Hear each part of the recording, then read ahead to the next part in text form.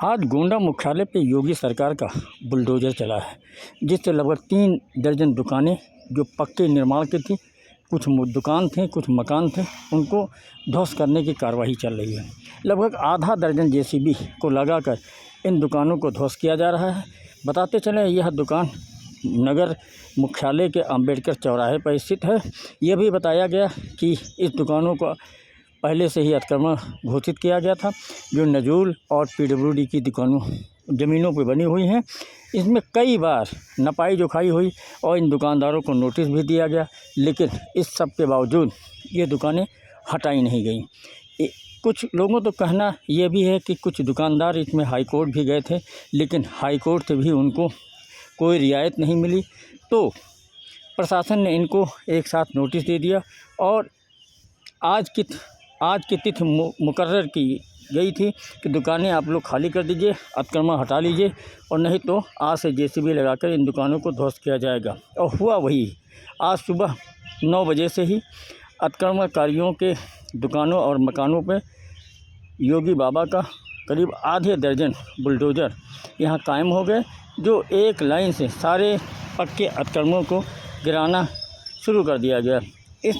इन अतिक्रमण को ढहाने के लिए नगर परिषद, पीडब्ल्यूडी, जिला प्रशासन और पुलिस प्रशासन की भारी संख्या में फोर्स और अधिकारी यहाँ मौजूद रहे, लेकिन यह अधिकारी कर्मचारी वह नगर परिषद, पीडब्ल्यूडी, जिला प्रशासन इन अतिक्रमणकारियों को हटाने के लिए या इस संबंध में क्या निर्णय दिया गया, किस तरह से हटाया जा रहा है, कितनी दुकानें और मकानें हैं, इस संबंध में प्रशासन कुछ बोलने को तैयार नहीं है। जबकि यहाँ के पीड़ितों का कहना है कि हम लोगों को 2 दिन पहले ही नोटिस दी गई थी, हम लोग समय मांगे थे, लेकिन इसके बावजूद प्रशासन ने कोई समय नहीं दिया और अचानक आज बुलडोज़र लगा के हम लोगों के दुकानों को ढहाया जा रहा है।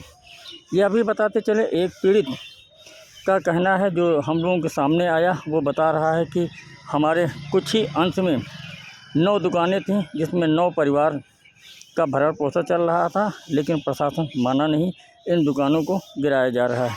उसने यह भी कहा कि एक तरफ योगी सरकार कहती है सबका विकास, सबका साथ, सबका विकास, लेकिन यहाँ तो सबका विनाश ही किया जा रहा है।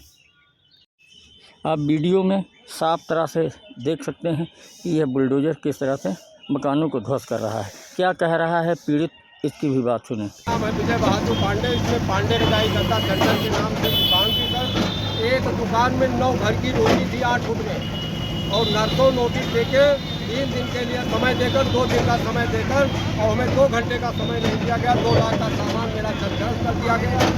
और ज़मीन नजूल है, लेकिन गोंडा में 70% ज़मीन नजूल है।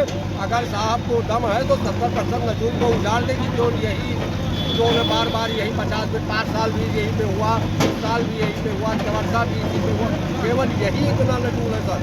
अब हम सब बताओ सर, क्या या तो जेल भेज दें सर, और या तो आत्महत्या करने को मजबूर हो। क्या करें, 60 साल की उम्र हो गई है, इसमें क्या करें। धंधा को ख़त्म कर दिया गया, जो कमा के उसमें पूंजी बनाए थे वो भी ख़त्म कर दी गई पूंजी। कम से कम 40 मकानों पर चल रहा है, इसमें 60-60 दुकानें जाएंगी। आया है तो रोड पर उन्होंने गली पूछे में नगर पालिका की जमीन बिना नगर पालिका पैसा ले नहीं बना के देती है।